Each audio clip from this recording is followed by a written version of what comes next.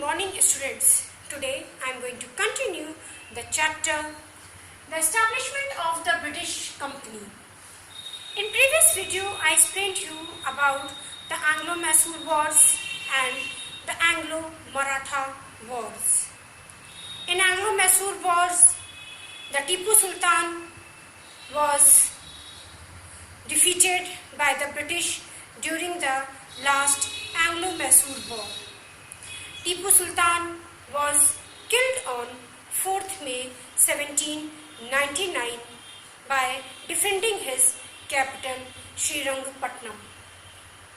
Then in Anglo-Maratha Wars, the Marathas and the British fought 3 wars in 1882, in between 1803 to 1805, in between 1817 to 19. The Third Anglo-Maratha War completely crushed Maratha power. Now, today I will explain you about the paramountcy. Now, what is the meaning of paramountcy? That is high authority or supreme. From the early 19th century, the company followed an aggressive policy of territorial expansion. A new policy of paramountcy was initiated by Lord Hastings, who was Governor General from 1813 to 1823. In this policy, company claimed that its authority was supreme. Its power was greater than that of Indian states. It was justified in annexing or threatening to annex any Indian kingdom. This process did not go unchallenged. For example, when British tried to annex the small state of Kittur, in present day it is Karnataka, Rani Channamma led an anti-British resistance movement. But she was arrested in 1824 and died in prison in 1829. A poor chowkidar of Sangroli in Kittur named Rayana carried this movement with popular support. He destroyed many British camps and records. Unfortunately, he was caught and hanged by the British in 1830. Now next, expansion, British expansion after late 1830. The East India Company became worried about Russia in the late 1830. According to it, Russia might expand across Asia and enter India from the northwest. Due to this fear, the British wanted to secure their control over the northwest. Between 1838 and 1842, they fought a continued war with Afghanistan and also established indirect company rule there. The British extended their influence up to river Satluj in the northwest. It annexed Sindh in 1843. Punjab still remained independent. It was ruled by Maharaja Ranjit Singh. He was on a friendly attitude towards the British. After his death in 1839, there was a civil war for power. Taking advantage advantage of this situation, British fought 2 wars with the Sikh kingdom. Ultimately, Punjab was annexed in 1849 and emerged into British Empire. Now next, the doctrine of lapse. Under Lord Dalhousie, the final way of annexation occurred. He was the Governor General from 1848 to 1856. He initiated a policy called the doctrine of lapse.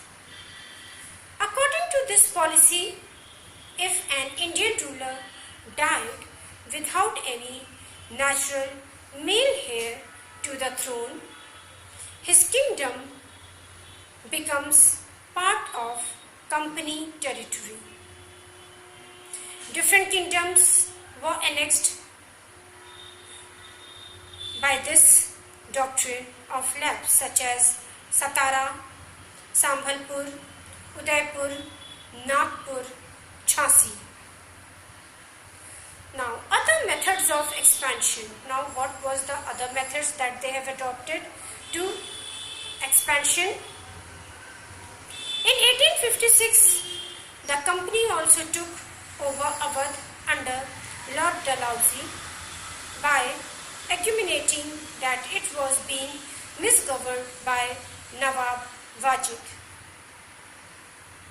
Ali Shah. The Nawab was disposed in a humiliating way. Angry people of Awadh joined the Great Revolt that broke out in 1857. Now, how British done the administration work in India? Administration structure in the empire. British territories were broadly divided into administrative units called presidencies. There were 3 presidencies: Bengal, Madras and Bombay. Each presidency was ruled by governor, and Governor General was the supreme head of the administration. The Delhi administration was carried out by 4 agencies, that is civil service, army, police and judiciary. Each Indian district had a collector as principal figure. His main job was to collect revenue and taxes and maintain law and order in his district with the help of judges, police officers and darogas. His office was called collectorate. Then civil service. It was initiated by Lord Cornwallis for the general administration of the territories of the company in India. He started new strict regulation for the officials.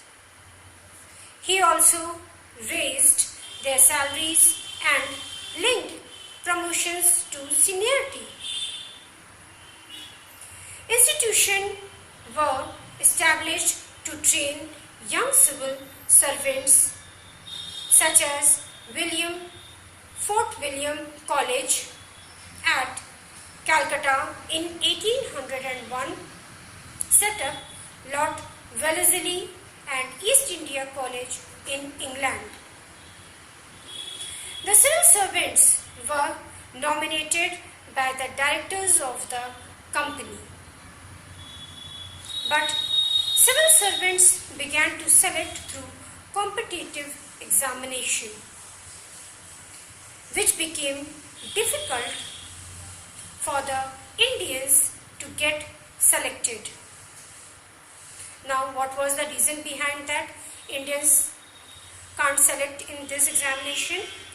The medium of examination was English to make difficult for the Indians. The examination was held in England and very few Indians could afford the cost of travel. Then Army.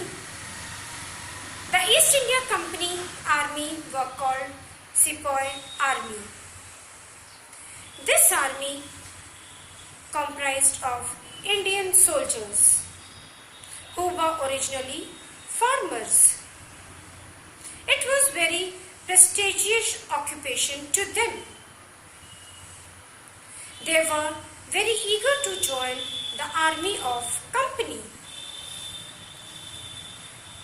The sepoys of the British Company were well trained and disciplined. They were armed with muskets and matchlocks. They were commanded by the British officers and also a regular salary. They were loyal to their masters. Then police. Lord Cornwallis created police force in India. Each district consists of many thanas. Each thana was headed by a daroga. Town and village consisted of kotwal and chowkidars. To supervise the administration of police in the entire state, the post of district superintendent was created. The higher posts were not open to the Indians. The police was famous for corruption. Low-ranked policemen were corrupt, cruel. Now, judiciary. The Indians followed several laws based on local customs and traditions before the coming of British. A proper shape to the judicial setup was given by Warren Hastings and Lord Cornwallis. A new system of Hastings was established by Warren Hastings from 1772, where each district had 2 courts. First, a criminal court or Faujdari Adalat, a civil court or Diwani Adalat. A law commission was set up in 1834. The Indian Penal Code was introduced in 1860. Rule of law was established for equality before the law regardless of their caste, class, gender or race. It was not practiced.